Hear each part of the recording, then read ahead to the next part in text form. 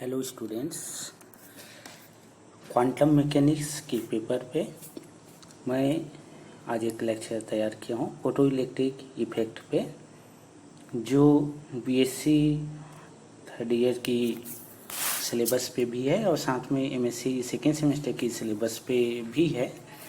तो मैं Kriparam Sahu, assistant professor physics, संत गुरु Ghasidas government physics college Kurud. आइए फोटो इलेक्ट्रिक इफेक्ट पे आज डिस्कस करते हैं। तो ये मेरा कंटेंट है जिसमें हम बात करेंगे introduction to quantum mechanics and failure of classical mechanics, ये देखेंगे। फिर आफ्टर फेल्योर क्लासिकल मैकेनिक्स के फेल्योर के बाद क्वांटम मैकेनिक्स कैसे डेवलप हुआ, तो वो हम देखेंगे कि development of quantum mechanics. Then finally हमारा जो टॉपिक है फोटो इलेक्ट्रिक इफेक्ट, उस पर देखेंगे, उसका हिस्टोरिकल बैकग्राउंड देखेंगे कि कैसे फोटो इलेक्ट्रिक इफेक्ट का कॉन्सेप्ट आया और कौन कौन से साइंटिस्ट जो थे इन पे काम किए। उसके बाद फोटो इलेक्ट्रिक इफेक्ट क्या होती है उस फिनोमिना पे हम बात करेंगे। फिर एक्सपेरिमेंटल सेटअप इसका देखेंगे और working of photo electric effect देखेंगे। फिर एक्सपेरिमेंटल जो ऑब्जर्वेशन है, कुछ फैक्ट्स थे जो एक्सपेरिमेंटल सेटअप से हमने निकाला हुआ है, तो वो हम देखेंगे। फिर एक्सपेरिमेंटल जो ऑब्जर्वेशन था उसके कुछ इफ़ेक्ट्स थे, जैसे कि इंटेंसिटी का क्या इफ़ेक्ट्स है, फ्रीक्वेंसी का क्या इफ़ेक्ट्स होते हैं, उस बारे पे हम डिस्कस करेंगे। इसमें काफ़ी कुछ पॉइंट्स है वो हम देखेंगे। फिर explanation of photo electric effect देखेंगे।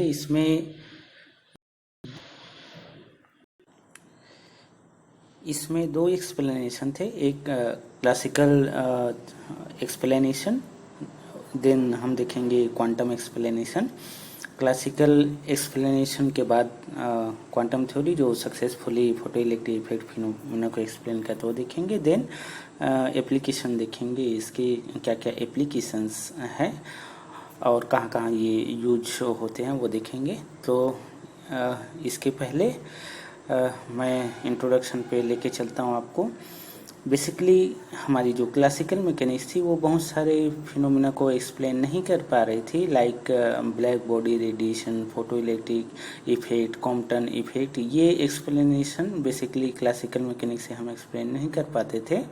जैसे हम इंटरफेरेंस, डिफ्रैक्शन जैसी जो एक्सप्लेनेशन थी उसको हम क्लासिकल मैकेनिक्स से एक्सप्लेन करते थे, वो वेव नेचर की बिहेवियर थी। और ये black body, photo electric, Compton effect जैसे जो फिनोमिना थी जो पार्टिकल बिहेवियर रखती थी, इसका एक्सप्लेनेशन क्लासिकल मैकेनिक्स के पास नहीं थी। तो इसी के एक्सप्लेनेशन के लिए हम यूज करेंगे क्वांटम मैकेनिक्स। और क्वांटम मैकेनिक्स जो थी इन सभी एक्सप्लेनेशन, सभी जो फिनोमिना थी उनको वन बाय वन एक्सप्लेन करती है और देखेंगे भी। तो ये बेसिकली इंडिक्वेसी ऑफ क्लासिकल मैकेनिक्स भी कहलाती है। तो आइए देखते हैं कि क्वांटम मैकेनिक्स थी वो कैसे डेवलप हुई। तो after failure of classical mechanics हमारे पास कुछ बेसिक जो फिनोमिना थी जो क्लासिकल ईरा पे, classical era basically before 19th century जितने भी डेवलपमेंट हुए, जितने भी थ्योरीज आई वो क्लासिकल थ्योरीज कहलाती हैं। उसमें चाहे आपके थर्मोडायनेमिक्स हो या आपके इलेक्ट्रोडायनेमिक्स की हो फिनोमिना हो या ऑप्टिकल फिजिक्स की फिनोमिना, लाइक आपकी ब्लैक बॉडी रेडिएशन या फोटो इलेक्ट्रिक इफेक्ट या स्टेबिलिटी ऑफ एटम्स का कॉन्सेप्ट हो या एटॉमिक स्पेक्ट्रा की बात हो, इन सभी को क्लासिकल मैकेनिक्स के थ्रू एक्सप्लेन नहीं की जाती थी। ये जो माइक्रोस्कोपिक फिनोमिना है, black body radiation, photo electric effect, atomic spectra, इनको क्वांटम मैकेनिक्स के थ्रू एक्सप्लेन की जाती है। ये phenomena inadequacy of classical mechanics कहती है। तो देखें कि कैसे क्वांटम मैकेनिक्स डेवलप हुए। Quantum mechanics basically 19th century के बाद जो थ्योरीज डेवलप हुई फिजिक्स में, उसको मॉडर्न फिजिक्स के नाम से जाना जाता है, जिसमें से क्वांटम मैकेनिक्स भी एक पार्ट्स है। तो आफ्टर 19th सेंचुरी जो डेवलपमेंट हुए वो क्वांटम ईरा के नाम से जानी जाती है।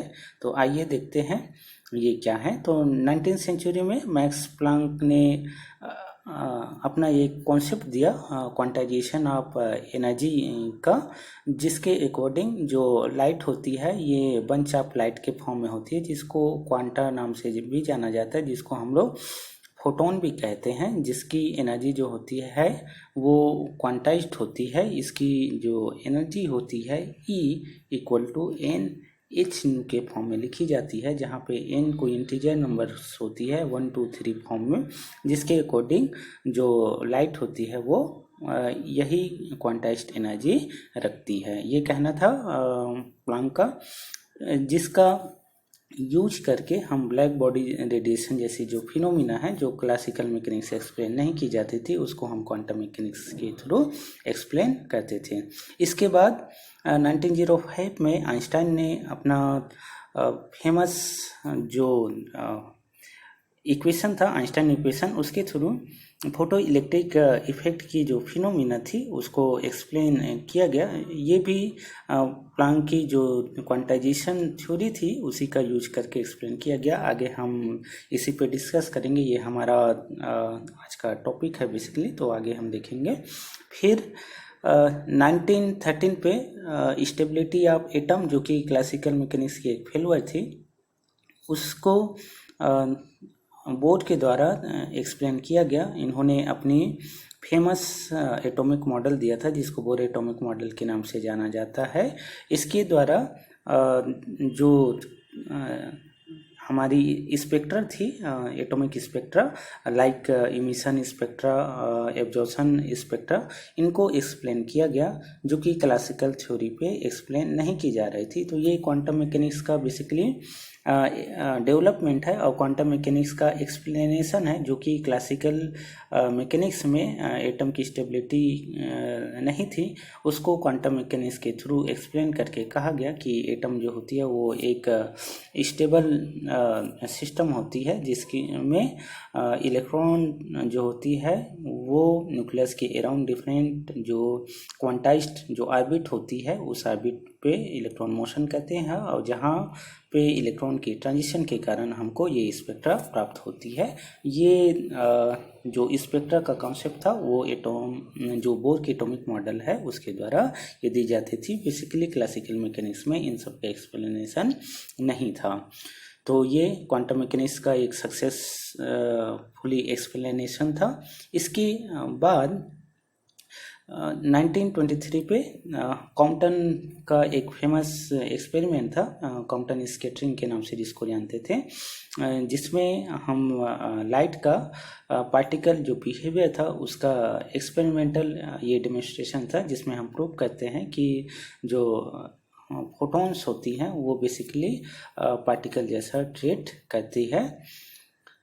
इसके बाद मतलब ये जितने भी हमारी एक्सप्लेनेशन है लाइक फोटोन की जो प्लांक की जो थ्योरी है क्वांटाइजेशन थ्योरी, या आइंस्टाइन की फोटो इलेक्ट्रिक फिनोमिना, या बोर की एटॉमिक स्टेबिलिटी, या कॉम्पटन की जो स्कैटरिंग फिनोमिना, ये सभी लाइट का पार्टिकल बिहेवियर नेचर को शो करता था। और ये न बल्कि थ्योरेटिकली बल्कि ये एक्सपेरिमेंटल भी ये प्रूव करता था कि लाइट जो होती है वो पार्टिकल नेचर रखती है। तो ये जो थ्योरीज हैं ये सभी क्लासिकल मैकेनिक्स की फेल्यूर के बाद डेवलप हुई, और ये क्वांटम मैकेनिक्स का सक्सेसफुली एक्सप्लेनेशन था कि लाइट जो होती है वो पार्टिकल नेचर रखती है। इसके बाद कुछ और ऐसे एक्सपेरिमेंट हुए जो क्वांटम मैकेनिक्स पे कि जो लाइट होती है वो वेव नेचर भी रखती है। ऐसा कुछ हमारे पास फिनोमिना और ऐसी कुछ थ्योरीज भी आई, तो देखते हैं ये क्या क्या थ्योरीज हैं। तो इनमें था 1923 पे जो डी ब्रोगली का ड्यूल नेचर ऑफ लाइट का एक कॉन्सेप्ट था, जिसके अकॉर्डिंग लाइट जो होती है वो पार्टिकल और आपका वेव नेचर दोनों रखती है, जिसको हम लोग ड्यूलिटी ऑफ लाइट के नाम से भी हम जानते हैं, जिसका 1927 पे डेविसन एंड जर्मर द्वारा एक्सपेरिमेंटल ये प्रूव किया गया कि जो लाइट होती है वो वेव नेचर भी रखती है। हमारे पास जो इंटरफेरेंस पैटर्न होती है उसके थ्रू डेविसन जर्मर ने ये प्रूव किया कि लाइट जो होती है वो वेव नेचर रखती है। तो ये डी ब्रोगली के कहने पे जैसे कि लाइट जो होती है वो दोनों नेचर रखती है। तो इसका एक्सपेरिमेंटल सेटअप था जो कि डेविसन जर्मर के द्वारा किया गया 1927 में। तो क्वांटम मैकेनिक्स जो डेवलप हुई उन सब की जो पीछे का जो कॉन्सेप्ट था कि किसी भी सिस्टम को हम कैसे एक्सप्लेन किया दें, उसके लिए दो बेसिक फार्मूलेशन थी, जिनमें से पहला जो फार्मूलेशन था वो था आपका मैट्रिक्स फार्मूलेशन। दैट मीन्स कि कोई डायनेमिकल सिस्टम जो होगी उसका सॉल्यूशन हम करेंगे वो मैट्रिक्स रिप्रेजेंटेशन के थ्रू करेंगे। आगे हम देखेंगे ये कैसे। तो इसको 1925 पे हाइजेनबर्ग ने दिया हुआ था।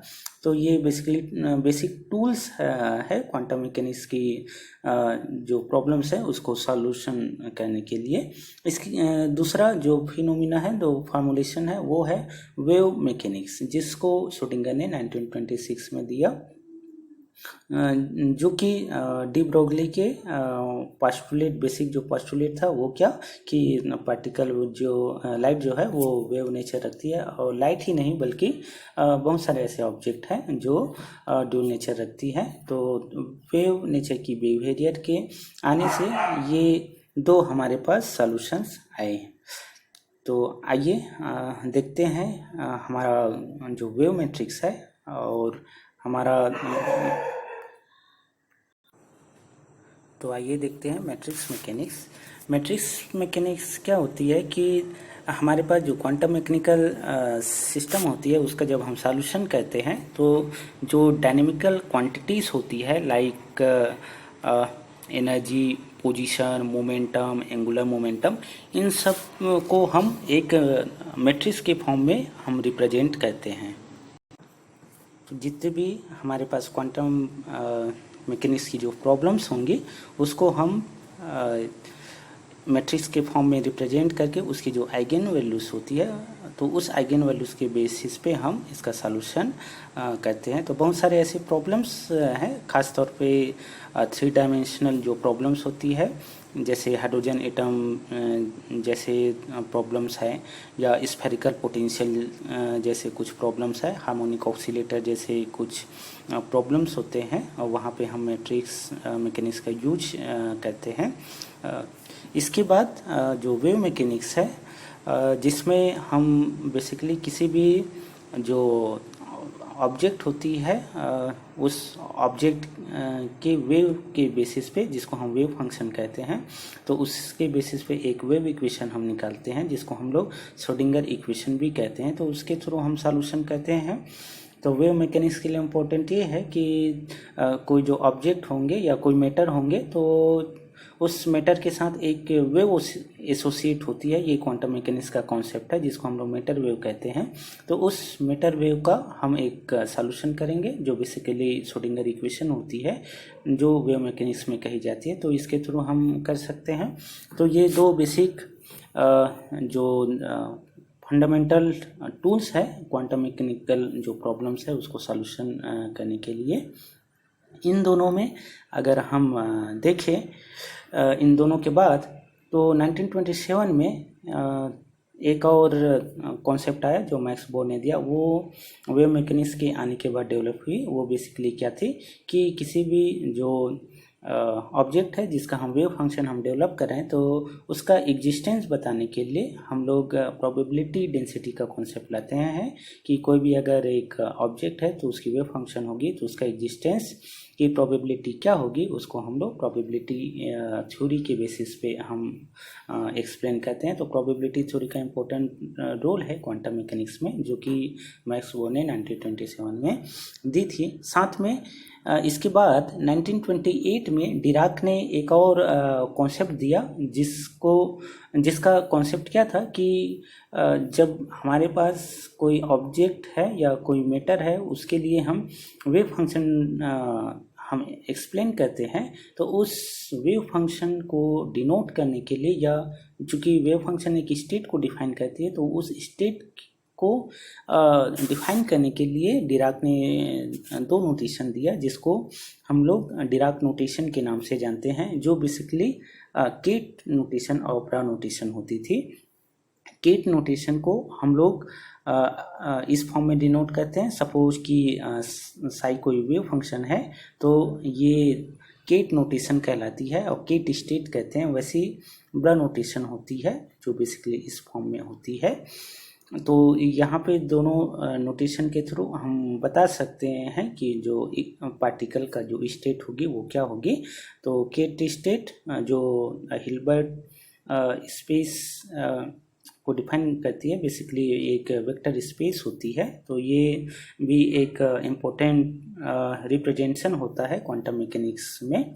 इसके बाद 1928 में डिराक ने एक और फेमस इक्वेशन दिया, जिसको डिराक रिलेटिविस्टिक इक्वेशन के नाम से जाना जाता है, जिसके अकॉर्डिंग डिराक ने ये बताया कि जितने भी पार्टिकल्स होते हैं उनके एंटी पार्टिकल भी एग्जिस्ट करते हैं। ये जो कॉन्सेप्ट था वो बेसिकली डिराक की रिलेटिविस्टिक जो इक्वेशन थी, E = plus minus √p² c² plus m0² c⁴ इस रिलेशन से ये दी जाती थी, जिसमें यहाँ पे प्लस पार्टिकल के लिए और माइनस जो है एंटी पार्टिकल एनर्जीज के लिए होती है। ये डिराक का रिलेटिविस्टिक इक्वेशन थी। तो ये जितने भी हम देख रहे हैं ये सभी आपका क्या है, ये आपका क्वांटम मैकेनिक्स का डेवलपमेंट है। और क्वांटम मैकेनिक्स कैसे डेवलप हुई, कैसे ईयर बाय ईयर हमारे पास थ्योरीज आई, और बहुत सारे ऐसे साइंटिस्ट थे जिन्होंने क्वांटम मैकेनिक्स के डेवलपमेंट पे अपना कंट्रीब्यूशन दिया था। तो finally in quantum mechanics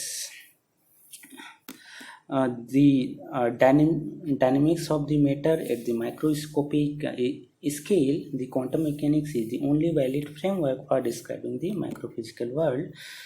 That means कि क्वांटम मैकेनिक्स जो होगी वो माइक्रोस्कोपिक जो सिस्टम होगी उसके एक्सप्लेनेशन के लिए ये इम्पोर्टेंस होगी। और दो फंडामेंटल जो टूल्स होंगे वो हम यूज करेंगे, मैट्रिक्स मैकेनिक्स और वेव मैकेनिक्स।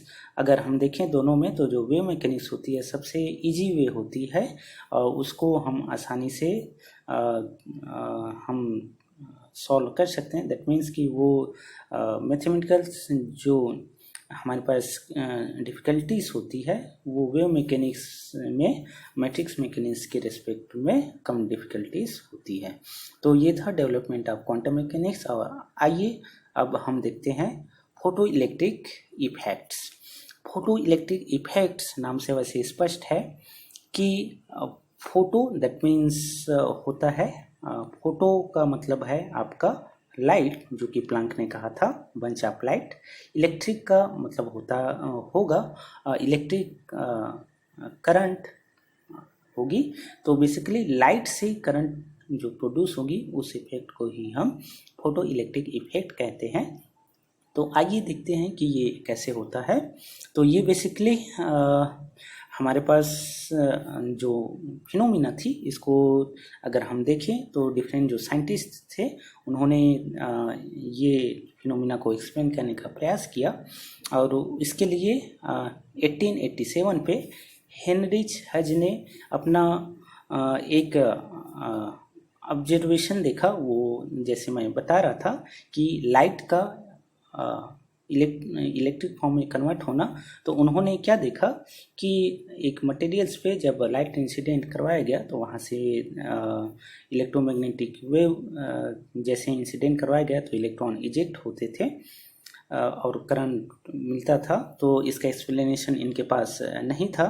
तो इसके बाद 1899 पे जोसेफ जॉन थॉमसन ने एक वैक्यूम ट्यूब पे अल्ट्रावायलेट रेज को इंसिडेंट करा के उन्होंने देखा, और ये फिनोमिना को उन्होंने समझा कि फोटो इलेक्ट्रिक इफेक्ट जो फिनोमिना थी वो कैसे हो रही थी। तो वैसी 1902 पे फिलिप वॉन लेनार्ड ने इन दोनों जो साइंटिस्ट थे 1887 पे हेनरी हर्ज और 1899 पे जोसेफ जॉन थॉमसन की जो एक्सपेरिमेंटल सेटअप थी उसी में से इन्होंने एक कॉन्सेप्ट निकाला। वो ये था कि जो इजेक्टेड इलेक्ट्रॉन थी उसकी एनर्जी जो थी वो फ्रीक्वेंसी पे डिपेंड कर रही थी। तो फाइनली इन एक्सपेरिमेंटल जो सेटअप थी हेनरी हर्ज की, उन सेटअप से हमारे पास इन तीनों जो फिनोमिना थी, 3 साइंटिस्ट जिन्होंने ऑब्जर्व किया, उनको अगर हम एक एग्जाई करें एक सिंगल थ्योरीज के फॉर्म में, तो वो जो थ्योरीज थी वो थी आइंस्टाइन की थ्योरी, जो कि 1905 पे आइंस्टाइन ने एक्सप्लेन किया कि ये जो फिनोमिना है वो क्यों हो रही है और कैसे हो रही है। तो ये एक्सप्लेनेशन 1905 में आइंस्टाइन ने दिया और उन्होंने प्लैंक की जो क्वांटाइजेशन थ्योरी थी उसका यूज करके फोटो इलेक्ट्रिक जो फिनोमिना थी उसको एक्सप्लेन किया। तो आइए देखते हैं कि ये एक्सप्लेनेशन कैसा है।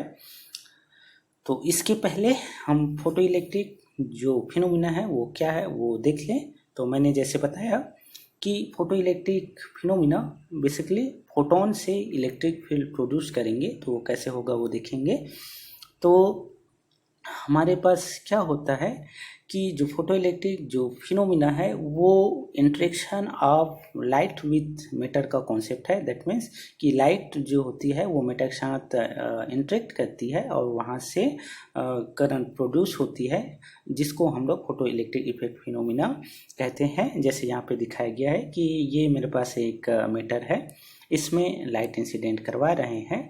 इस इंसिडेंट लाइट की एक पर्टिकुलर फ्रीक्वेंसी होगी और जैसे ये फ्रीक्वेंसी पर्टिकुलर फ्रीक्वेंसी की लाइट इस मैटर पे पड़ेगी तो मैटर से इलेक्ट्रॉन इजेक्ट होंगे। इस इलेक्ट्रॉन को हम लोग फोटो इलेक्ट्रॉन के नाम से जानते हैं और इसके कारण जो करंट प्रोड्यूस होती है उसको हम लोग फोटो करंट कहते हैं। और इस पूरी जो फिनोमिना होती है इस फिनोमिना को हम लोग फोटो इलेक्ट्रिक फिनोमिना के नाम से जानते हैं। आपको मैं बता दूं कि जितने भी मैटर होंगे, ये मैटर जो होंगे वो किससे मिलके बने होंगे, वो एटम से मिलके बने होंगे।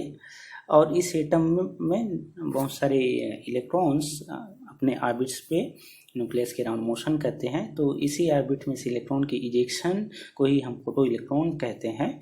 तो ये तभी पॉसिबल है जब इस एटम में एक पर्टिकुलर फ्रीक्वेंसी की लाइट इंसिडेंट हो। और सभी जो एटम्स जो होती है जिसमें इलेक्ट्रॉन अपने ऑर्बिट पे मोशन करते हैं उसकी एक पर्टिकुलर बाइंडिंग एनर्जी होती है और उस बाइंडिंग एनर्जी के रिक्वायर्ड हमको फ्रीक्वेंसी मिलेगी, तभी जाके इलेक्ट्रॉन इजेक्ट होंगे। तो ये जो बाइंडिंग एनर्जी होगी उसको मैं यहाँ पे एक पर्टिकुलर एनर्जी के फॉर्म में लिख रहा हूँ, जिसको थ्रेशोल्ड एनर्जी के नाम से जानते हैं। तो उसकी जो फ्रीक्वेंसी होगी उसको थ्रेशोल्ड फ्रीक्वेंसी कहेंगे। तो हर एक मैटर की अपनी एक क्या होगी, एक थ्रेशोल्ड फ्रीक्वेंसी होंगी और हर एक मैटर की अलग अलग थ्रेशोल्ड फ्रीक्वेंसी होती है। तो फाइनली फोटो इलेक्ट्रिक इफेक्ट का फिनोमिना वो interaction of light with matter है, जिसमें एक पर्टिकुलर फ्रीक्वेंसी की लाइट हम किसी मैटर पर इंसिडेंट करवाते हैं तो वहाँ से इलेक्ट्रॉन इजेक्ट होती है। इस इलेक्ट्रॉन को हम लोग फोटो इलेक्ट्रॉन कहते हैं और इसके कारण जो करंट प्रोड्यूस होती है उसको फोटो करंट या फोटो इलेक्ट्रिक करंट के नाम से जानते हैं और इस फिनोमिना को हम लोग फोटो इलेक्ट्रिक फिनोमिना कहते हैं। इसके बाद अगर हम देखें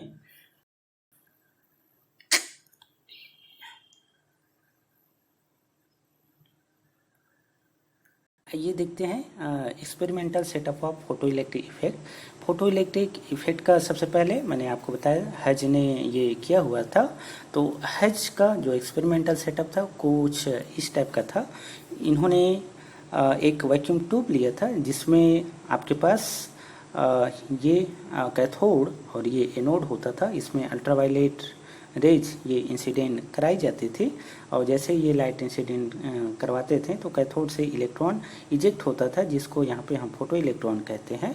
और ये एनोड की ओर आती थी और ये कंप्लीट सर्किट फुलफिल होने के कारण ये इस सर्किट पे करंट फ्लो होता था, जिसको हम लोग फोटो करंट के नाम से जानते हैं। और ये पूरा इफेक्ट जो होता था ये फोटो इलेक्ट्रिक इफेक्ट कहलाती थी। तो ये एक्सपेरिमेंटल सेटअप था हज का। तो आइए इसका वर्किंग देखते हैं कि ये कैसे वर्क करता है। तो इसको वर्किंग आप देख सकते हैं यहाँ पे कि एक ट्यूब यहाँ पे लगाया गया है। यहाँ पे ये लाइट इंसिडेंट करवाई जा रही है और ये मेटल है जिसको हम लोग फोटो इलेक्ट्रिक मेटल्स कहते हैं। फोटो इलेक्ट्रिक जो मेटल्स थी वहाँ पे जब लाइट इंसिडेंट होती थी तो ये इलेक्ट्रॉन यहाँ इजेक्ट होते थे और ये यहाँ पर अमीटर पे हमको वो करंट जो थी वो मिलती थी। तो इसको आप एक क्लिप के थ्रू आप देख सकते हैं कैसे। तो यहाँ पे अगर हम देखें तो ये फोटो इलेक्ट्रिक इफेक्ट फिनोमेना है जिसमें ये कैथोड है और यहाँ पे ये एनोड है। हम जैसे ही लाइट इंसिडेंट करवाते हैं तो ये कैथोड पे लाइट इंसिडेंट होती है और जैसे ही लाइट इंसिडेंट होती है उसके बाद वहाँ से इलेक्ट्रॉन इजेक्ट होने लगते हैं और ये एनोड की ओर आती है। ये सर्किट कंप्लीट होने से एमीटर से करंट यहाँ पे मिलता था। तो ये फिनोमिना, तो ये इसका वर्किंग था कि ये कैसे वर्क करता है। तो आइए अब इसके एक्सपेरिमेंटल जो फैक्ट्स थे, जो ऑब्जर्वेशन थे, उसको हम देखते हैं। तो फर्स्ट जो इसका एक्सपेरिमेंटल जो फैक्ट्स था वो क्या था। The minimum frequency required for the emission of electron is called threshold frequency. It is denoted by mu zero.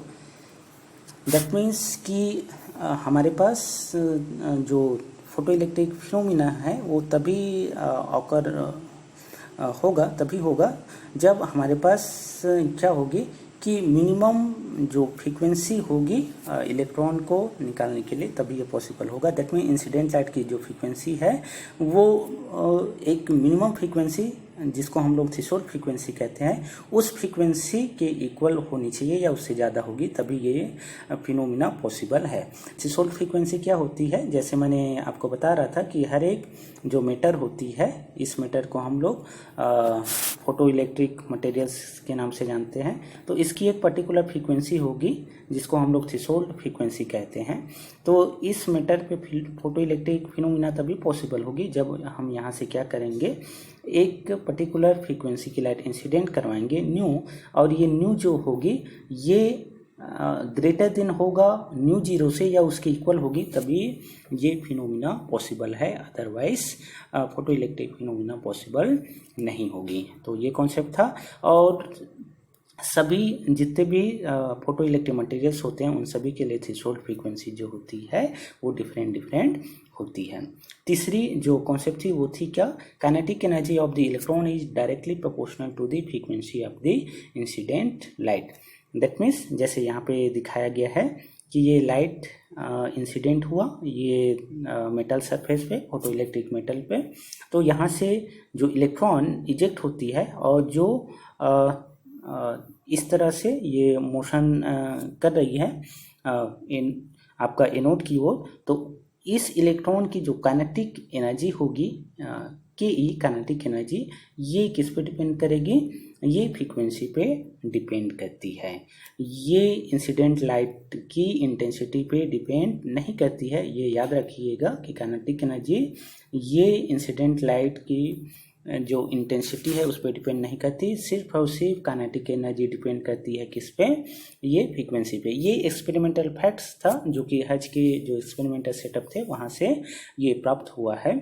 तो आगे इसका एक्सप्लेनेशन भी देखेंगे कि ये कैसे एक्सप्लेन की जाती है। इंटेंसिटी मैं यहाँ पे बताऊँ, इंटेंसिटी मतलब होता है नंबर ऑफ, हम लाइट इंटेंसिटी की बात कर रहे हैं यहाँ पे, तो number of photon per unit area जो होगी वो इंटेंसिटी कहलाएगी। फिर जो फोर्थ जो फैक्ट था वो क्या था कि number of electron emitted depend upon the intensity of light. That means यहाँ से ये जो इलेक्ट्रॉन इजेक्ट हो रही है ये नंबर ऑफ जो इलेक्ट्रॉन होंगी, नंबर ऑफ इलेक्ट्रॉन ये किस पे डिपेंड करेंगी, ये डिपेंड करेंगी उसकी इंटेंसिटी पे।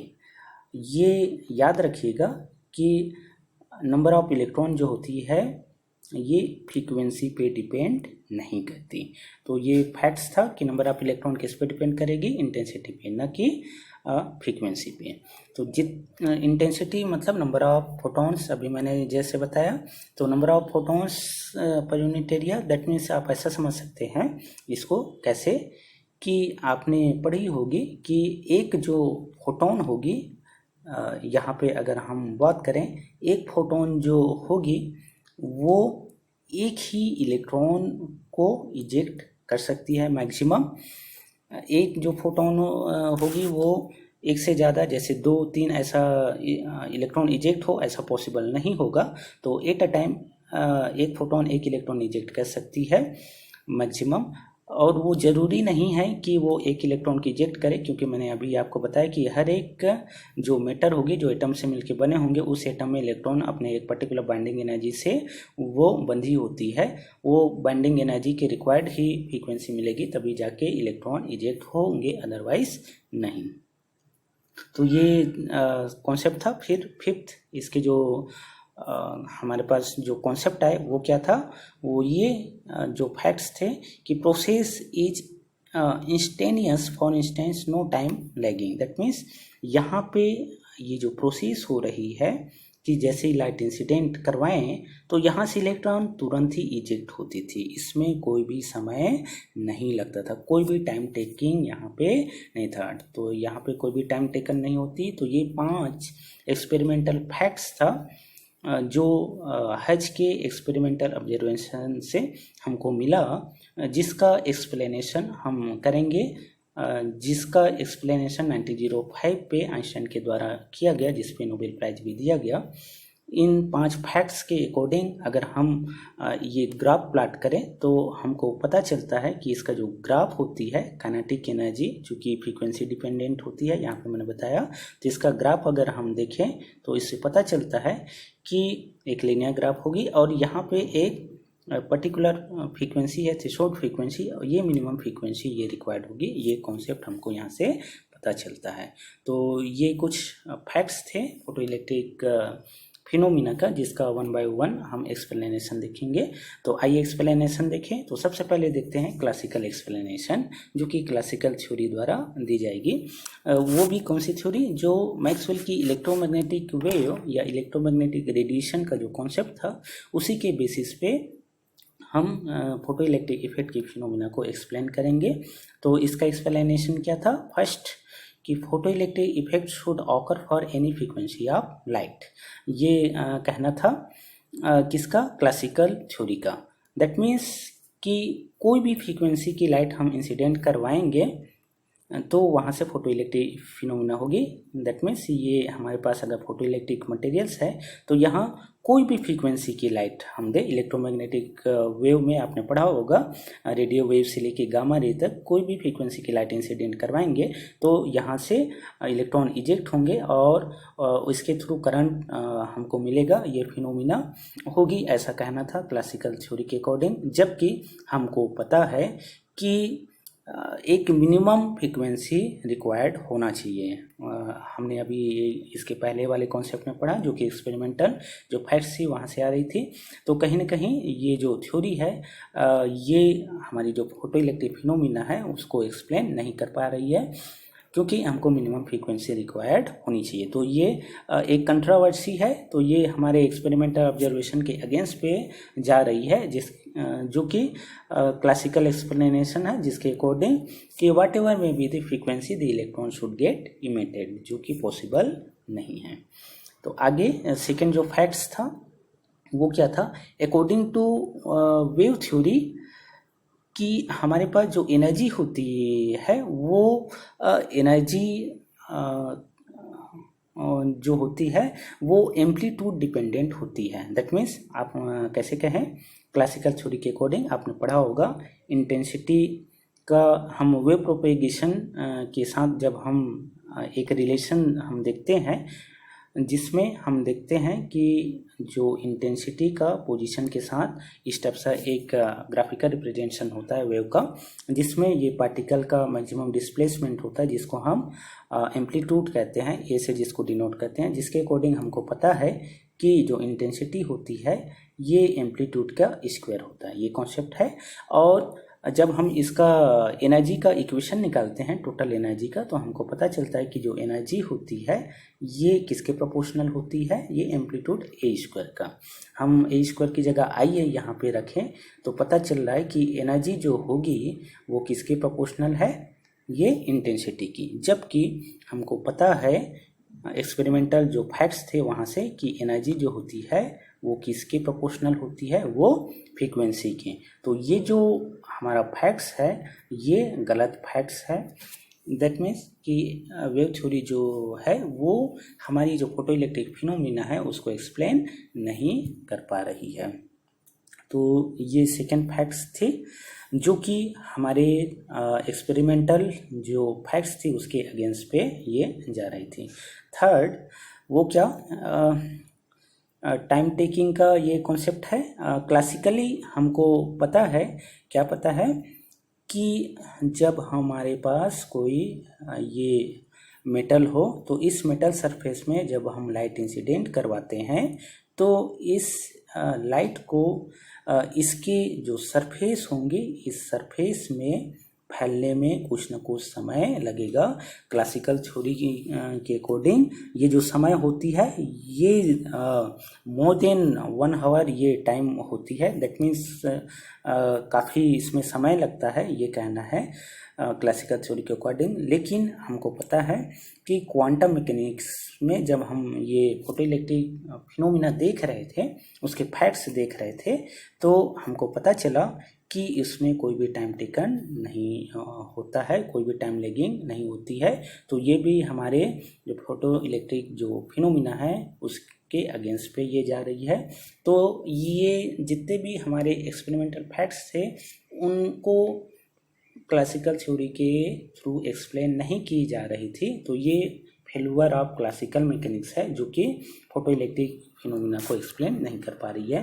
तो इसके फेल्यूर के बाद क्वांटम मैकेनिक्स जो कि डेवलप हो चुकी थी, तो जब 1905 पे आइंस्टाइन ने ये एक्सप्लेन किया कि देखा कि हमारे पास जो प्लैंक की थ्योरी थी क्वांटाइजेशन ऑफ एनर्जी थ्योरी, वो कैसे हेल्पफुल हो रहा था, तो ये आइंस्टाइन ने देखा। तो क्वांटम थ्योरी जो कि प्लैंक की क्वांटाइजेशन ऑफ एनर्जी पे बेस्ड थी, तो आइए देखते हैं ये कैसे एक्सप्लेन करती है। तो प्लैंक ने कहा कि लाइट जो होती है ये बंच में होती है, जिसको हम लोग फोटो के नाम से भी जानते हैं, जिसको हम फोटोन कहते हैं, जिसकी एक पर्टिकुलर एनर्जी होती है जिसकी एनर्जी h में होती है, क्वांटाइज्ड एनर्जी। तो आइंस्टाइन के अकॉर्डिंग कि ये जो एनर्जी होती है ये 2 पार्ट्स में डिस्ट्रीब्यूट होती है। ये 2 पार्ट्स कौन कौन सी? फर्स्ट पार्ट जो होती है वो आपके part of energy used in making the electron free from the surface. That means किसी भी फोटो जो मटेरियल्स होंगे उसके सरफेस से इलेक्ट्रॉन को इजेक्ट करने के लिए ये रिक्वायर्ड होती है। दैट मीन्स हमारे पास जो इलेक्ट्रॉन होंगे वो किसी फोटो इलेक्ट्रिक मटेरियल्स की सरफेस पे लाने के लिए जो रिक्वायर्ड होना चाहिए एनर्जी, उस एनर्जी पे एक पार्ट्स चली जाती है, ये कहना था आइंस्टाइन का। दैट मीन्स हमको पता है कि किसी भी मेटल का एक अपना एक पर्टिकुलर क्या होता है, एक फ्रीक्वेंसी होती है जिसको हम थ्रेशोल्ड फ्रीक्वेंसी कहते हैं। तो इस मिनिमम फ्रीक्वेंसी की जब हमको एनर्जी मिल जाती है, दैट मीन्स ये h न्यू एनर्जी जब हम इंसिडेंट करवाते हैं, तो ये जो फ्रीक्वेंसीज होगी उस फ्रीक्वेंसी के कारण इलेक्ट्रॉन जो होगी वो सरफेस से बाहर आएंगे। तो थ्रेशोल्ड फ्रीक्वेंसी क्या होती है? थ्रेशोल्ड फ्रीक्वेंसी वह मिनिमम फ्रीक्वेंसी होती है जो किसी भी मेटल से इलेक्ट्रॉन को सरफेस में लाने के लिए रिक्वायर्ड होती है, जिसको हम लोग phi equal to h nu से डिनोट कर रहे हैं, जहाँ पे न्यू जीरो जो होगी वो थ्रेशोल्ड फ्रीक्वेंसी होगी। तो ये बेसिकली एक टाइप से एनर्जी ही है। दूसरा जो पार्ट्स है वो जो इजेक्टेड जो इलेक्ट्रॉन होगी उस इलेक्ट्रॉन को काइनेटिक एनर्जी प्रोवाइड करवाने में चली जाती है। जो काइनेटिक एनर्जी होती है वो E के इक्वल टू 1/2 mv² के फॉर्म में होती है। तो इस तरह से देखें तो हमारी जो एच न्यू एनर्जी है ये दो पार्ट्स में, एक वर्क फंक्शन में जा रही है और दूसरा काइनेटिक एनर्जी में ये चली जा रही है। तो आइए देखते हैं इसका एक्सप्लेनेशन। तो इसमें क्वांटम थ्योरी के अकॉर्डिंग जो एच न्यू एनर्जी होगी, एनर्जी ऑफ फोटोन, वो एनर्जी कंजर्वेशन लॉ को फॉलो करेगी, जिसमें एक पार्ट काइनेटिक एनर्जी पे और दूसरा वर्क फंक्शन में चली जाएगी। एनर्जी ऑफ फोटोन को हम एच न्यू से डिनोट कर रहे हैं, काइनेटिक एनर्जी को 1/2mv² से और वर्क फंक्शन को फाई से। तो ये ओवरऑल एनर्जी कंजर्वेशन रिलेशन जिसके अकॉर्डिंग ये एनर्जी होगी।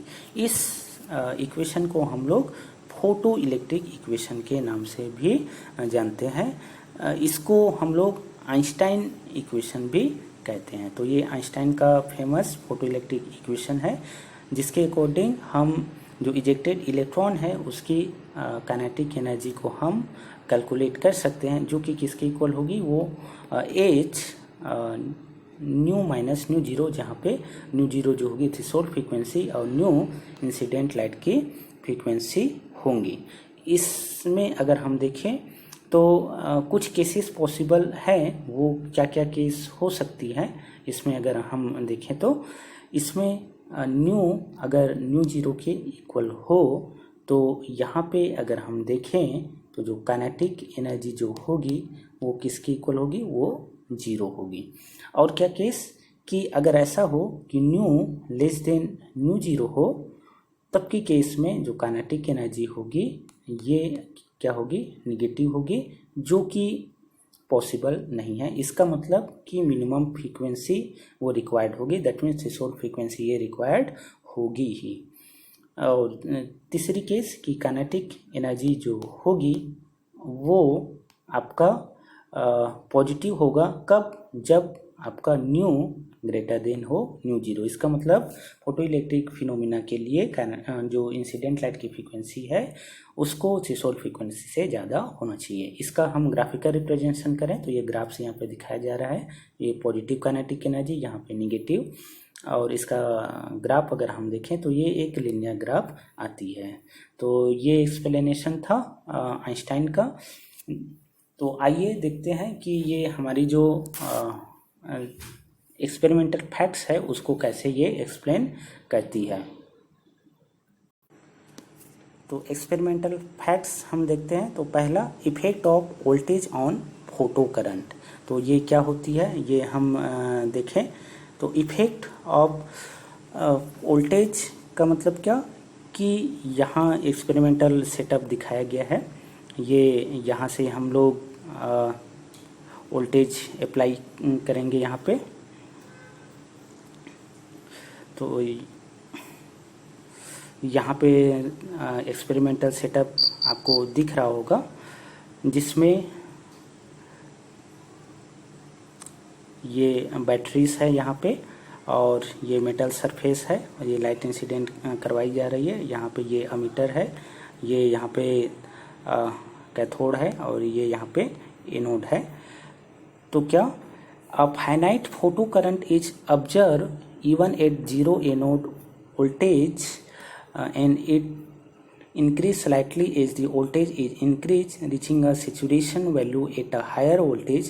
The saturation region indicate that all the photo currents emitted by the cathode are collected by the anode. That means क्या कि जब हम यहाँ से वोल्टेज अप्लाई करते हैं तो यहाँ पर से जितने भी इलेक्ट्रॉन्स होंगे, जो इजेक्टेड इलेक्ट्रॉन्स होंगे, ये सभी कैथोड पे कलेक्ट हो जाएंगी। जब हम और वोल्टेज अप्लाई करें तो ये जो एनोड होगी यहाँ से जो इलेक्ट्रॉन होंगी जिसके कारण हमको करंट मिल रही है, ये करंट जो होंगी वो क्या हो जाएंगी, वो सेचुरेट हो जाएंगी। दैट मीन्स जो अमीटर होंगी उसमें वो कांस्टेंट करंट हमको दिखाई देगी। इसको हम लोग यहाँ से ग्राफ से भी देख सकते हैं। कैसे, ये ग्राफ से आप देख सकते हैं क्या कि ये वोल्टेज अप्लाई कर रहे हैं ये फोटो इलेक्ट्रिक जो मेटल है वहाँ पे। तो इसके कारण देखें कि यहाँ से देखें तो ये जैसे जैसे वोल्टेज अप्लाई करते जाते हैं तो ये करंट बढ़ती जाती है।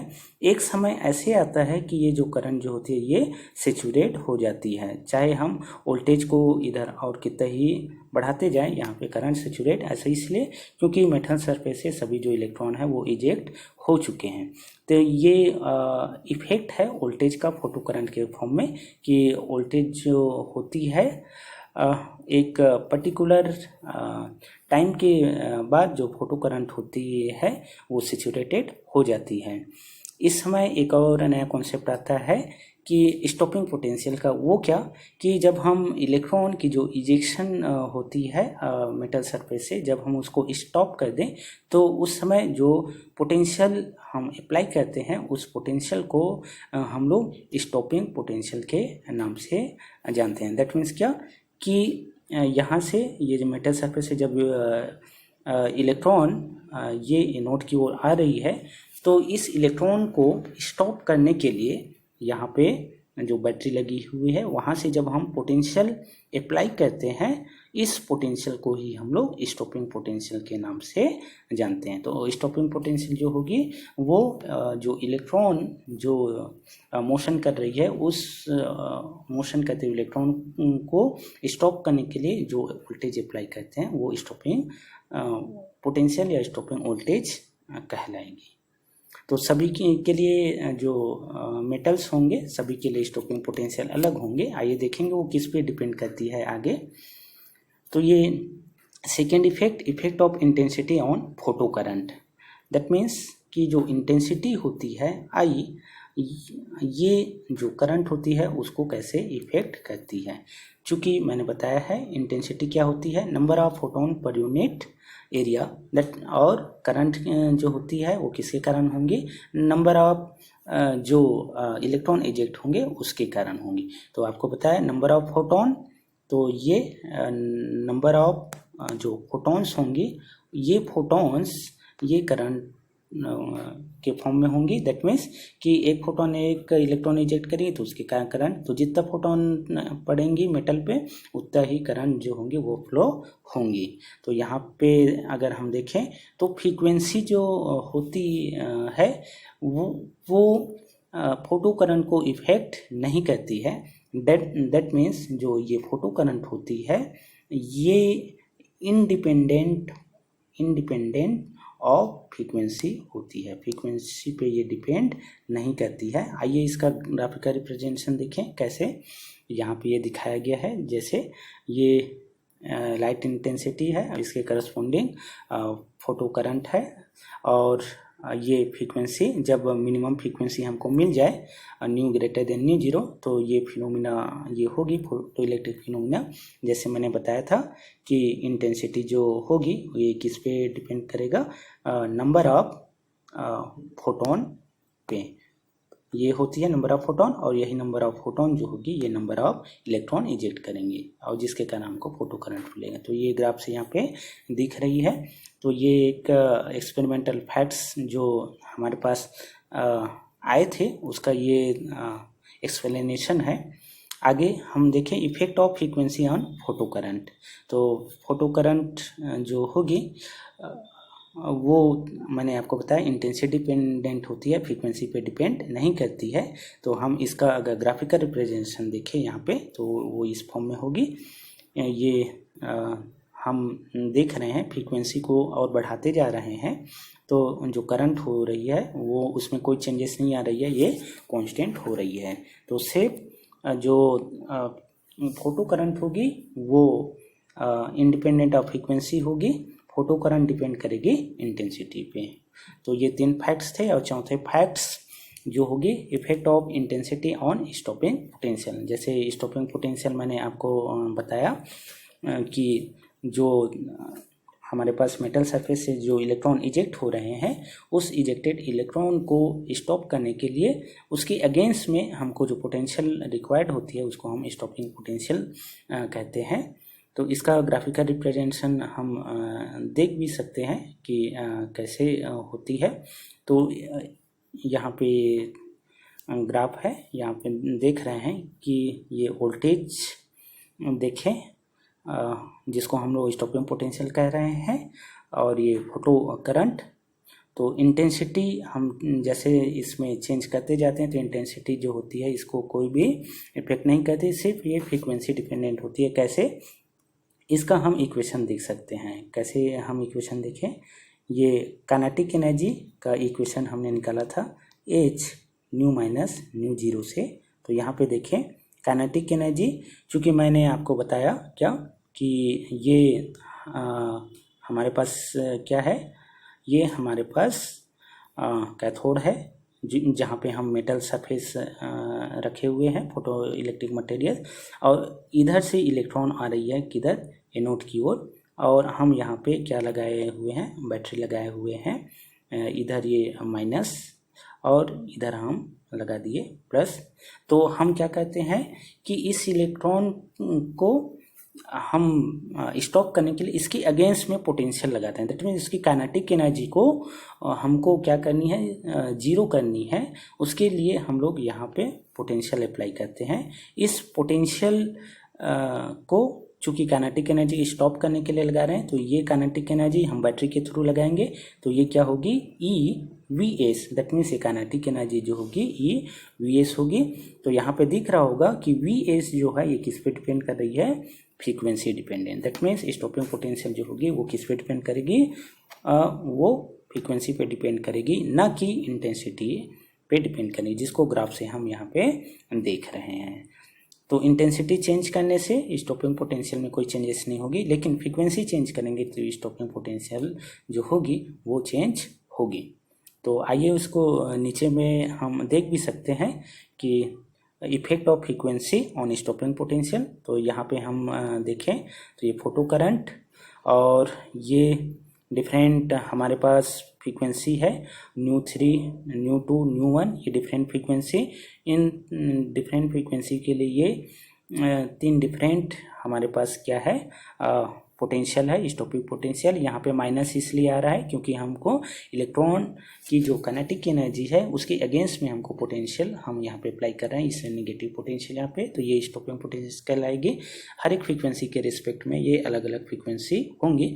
हम MSc के जो एग्जाम्स जो होते हैं, प्रैक्टिकल एग्जाम्स या प्रैक्टिकल जो होते हैं, वहाँ पे इस टाइप्स के एक्सपेरिमेंट हम करते हैं। तो ये एक्सपेरिमेंटल फैक्ट्स हैं जिसको हम एक्सपेरिमेंटली लैब पे हम करते भी हैं। तो हम यहाँ पे देख भी सकते हैं ये कैसी हो रही है फिनोमिना। चूँकि मैंने बताया था कि जो करंट होती है ये इंडिपेंडेंट ऑफ फ्रीक्वेंसी होती है, इसलिए यहाँ पे जो करंट है ये सैचुरेटेड करंट यहाँ पे हमको मिल रही है। तो ये 5 एक्सपेरिमेंटल फैक्ट्स हैं जो कि हमारे फोटो इलेक्ट्रिक जो ऑब्जर्वेशनल फैक्ट्स थे उसका ग्राफिकल रिप्रेजेंटेशन है, और साथ में क्वांटम मैकेनिक्स के थ्रू इसका एक्सप्लेनेशन भी है। आगे देखें explanation from photo electric equation. Photo electric equation से हम कैसे इसको एक्सप्लेन करें। तो first, as the frequency of light is increase the maximum kinetic energy of the electron also increase. यहाँ पे मैंने आपको बताया भी है, जो हमारी इक्वेशन थी उस इक्वेशन से kinetic energy equal to h nu minus nu zero से हम देखें तो यहाँ से दिख रही है कि काइनेटिक एनर्जी जो है वो किसके प्रोपोर्शनल है, फ्रीक्वेंसी, जो कि हमारा एक्सपेरिमेंटल फैक्ट्स था उसको फोटो इलेक्ट्रिक ये इक्वेशन है वो एक्सप्लेन कर रही है। इसमें अगर हम देखें भी तो यहाँ पे 3 केसेस भी देखे कि nu equal to nu zero के केस पे जो काइनेटिक एनर्जी थी ये जीरो हो रही थी। दैट मीन्स कि ये फ्रीक्वेंसी पॉसिबल होगी तभी। दैट मीन्स कि मेटल से इलेक्ट्रॉन जो होगी वो सरफेस तक आ सकती है इस केस में, जब न्यू जो हो न्यू जीरो के इक्वल हो। दूसरा केस कि न्यू लेस देन हो न्यू जीरो, तब काइनेटिक एनर्जी जो होगी ये क्या होती है, ये माइनस, जो कि पॉसिबल नहीं है। इसलिए कहा जाता है कि एक मिनिमम फ्रीक्वेंसी जरूरी है जिसको थ्रेशोल्ड फ्रीक्वेंसी कहते हैं। और तीसरा कि न्यू ग्रेटर देन हो न्यू जीरो के, तो ये तभी पॉसिबल है जब ये इस केस में काइनेटिक एनर्जी जो होगी ये क्या होगी, पॉजिटिव, जो कि पॉसिबल केस है, जो कि होता है। तो ये फोटो इलेक्ट्रिक इफेक्ट्स की फिनोमिना, इसका हम ग्राफिकल रिप्रेजेंटेशन भी देखे हुए हैं। तो इसके थ्रू हमको पता चला है कि काइनेटिक एनर्जी से फ्रीक्वेंसी डिपेंडेंट होती है। इसका हम ग्राफ भी देख सकते हैं। ग्राफ अगर हम प्लॉट करें तो ये फ्रीक्वेंसी के साथ ग्राफ और ये काइनेटिक एनर्जी का ग्राफ, ये पॉजिटिव, ये जीरो और ये निगेटिव। तो यहाँ पे देखें ये एक मिनिमम फ्रीक्वेंसी होगी nu equal to nu zero, ये थ्रेशोल्ड फ्रीक्वेंसी। इस न्यू से आगे जब हम जाते हैं तो nu greater than nu zero पे तो काइनेटिक एनर्जी पॉजिटिव होती है। इसके नीचे अगर हम आए इस साइड पे new less than nu zero पे तो ये निगेटिव हमको काइनेटिक एनर्जी मिलती है। तो ये एक लीनियर ग्राफ हमको मिलता है। तो ये एक ग्राफ का रिप्रेजेंटेशन भी था। तो ये फर्स्ट फैक्ट्स जो फोटो इलेक्ट्रिक इफेक्ट फिनोमेना से एक्सप्लेन कर रहे थे। दूसरा, if the frequency of light is less than the threshold frequency then there would not be any emission of electron, जिसको मैं अभी बता रहा था कि मिनिमम फ्रीक्वेंसी रिक्वायर्ड होगी। तीसरा fact, the number of electron emitted depend upon the number of photon striking और इंस्टेंट इंटेंसिटी ऑफ लाइट। इसको हमने अभी पिछले जो ग्राफ का रिप्रेजेंटेशन था वहाँ से भी देखे थे कि नंबर ऑफ जो इलेक्ट्रॉन्स होगी वो सिर्फ और सिर्फ इंटेंसिटी पे डिपेंड करती है, न कि फ्रीक्वेंसी पे। जितना ज़्यादा हमारे पास जो फोटो इलेक्ट्रिक्स जो मटेरियल्स पे जितनी ज़्यादा इंटेंसिटी की लाइट पड़ेगी, दैट मीन जितने ज़्यादा फोटॉन्स पड़ेंगे उतने ही ज़्यादा यहाँ से इलेक्ट्रॉन इजेक्ट होंगे। एक जो फोटोन होगी एक इलेक्ट्रॉन को इजेक्ट करेगी, वैसे जितना नंबर ऑफ फोटोन पड़ेंगे उतने ही नंबर ऑफ इलेक्ट्रॉन इजेक्ट होंगे। और last, for different matter different parallel straight lines are obtained, ये हमने देखा भी था अभी नीचे स्लाइड पे। 5 जो एक्सपेरिमेंटल फैक्ट्स थे वो फ्रीक्वेंसी का हमने फोटो करंट के साथ, फिर इंटेंसिटी का फोटो करंट के साथ ये रिलेशन हमने ये देखा था। तो ये एक्सप्लेनेशन था फोटो इलेक्ट्रिक इफेक्ट का क्वांटम मैकेनिक्स के थ्रू। आइए तो finally photo electric equation verify the quantum nature of light. तो लाइट का जो पार्टिकल बिहेवियर है वो यहाँ पे पता चलता भी है, और साथ में क्वांटम मैकेनिक्स के थ्रू ये एक्सप्लेनेशन था। इस एक्सप्लेनेशन के लिए 1921 पे आइंस्टाइन को नोबेल प्राइज दिया गया था। बेसिकली ये एक्सप्लेनेशन 1905 में की गई थी। एक लंबे समय के बाद 1921 पे आइंस्टाइन को फोटो इलेक्ट्रिक इफेक्ट की जो क्वांटम एक्सप्लेनेशन के लिए नोबेल प्राइज से नवाजा गया। तो ये इसके कुछ एप्लीकेशंस हैं, देखते हैं ये एप्लीकेशंस क्या क्या हैं। It can generate electricity photovoltaic cell, चूँकि मैंने पहले ही बताया फोटो इलेक्ट्रिक इफेक्ट फोटोन से लाइट प्रोड्यूस करना ये हमारा फिनोमिना था। तो ये फोटोवोल्टाइक सेल जिसका यूज करके हम इलेक्ट्रिसिटी जनरेट करते हैं, तो ये फोटो इलेक्ट्रिक इफेक्ट का ही एप्लीकेशन है। फिर commonly use to measure light, camera light meter, जैसे नाइट पे हम जो कैमरा जो यूज करते हैं उसमें बेसिकली ये कॉन्सेप्ट यूज की जाती है, जिसमें पिक्सल के फॉर्म में लाइट एब्जॉर्ब करते हैं और डिफरेंट जो पिक्स है इमेजेस हैं वो हम कैप्चर कर लेते हैं। वैसे ही solar panels and solar cells काफ़ी यूज होती है, बहुतायत पे अभी यूज हो रही है, जो कि फोटो इलेक्ट्रिक जो फिनोमिना है उसी की देन है। स्मोक डिटेक्टर का यूज भी जो है वो फोटो इलेक्ट्रिक जो कॉन्सेप्ट है उसी के फिनोमिना पे बेस्ड है। वैसे photo electric cell are also used for burglar alarm. हमारे पास जो अलार्म्स होते हैं चोर घंटी जैसे हैं उस जैसे पे हम ये यूज कर सकते हैं। स्पेस क्राफ्ट सैटेलाइट्स जो होती हैं जिसमें फ्यूल के रूप में हम सैटेलाइट पे यूज करते हैं। सोलर पैनल्स हम सैटेलाइट्स पे हम यूज करके वहाँ सोर्स जो होती है फ्यूल जो होती है उस फॉर्म में हम यूज करते हैं। फिर थिकनेस ऑफ पेपर ये हम मेजर करने के लिए फोटो इलेक्ट्रिक जो फिनोमिना है उसका यूज करते हैं।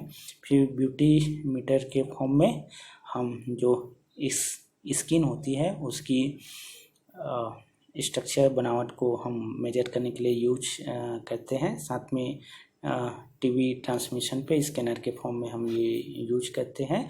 और सिनेमा पे हम जो हमारी जो पिक्चर्स होती हैं उनको देखने के लिए, दिखाने के लिए ये हम ये यूज करते हैं। आपने वहाँ पे देखा होगा कि बैक साइड से जो हमारे पास सिनेमा जो पिक्स होती है, पिक्चर्स जो होती हैं, उसको हम पर्दे पे वहाँ पे पिक्चराइज की जाती है।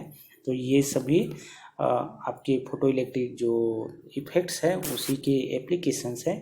फोटो इलेक्ट्रिक फिनोमेना के एक्सप्लेनेशन के बाद ये सभी जो डिवाइसेस हैं ये डेवलप हुई।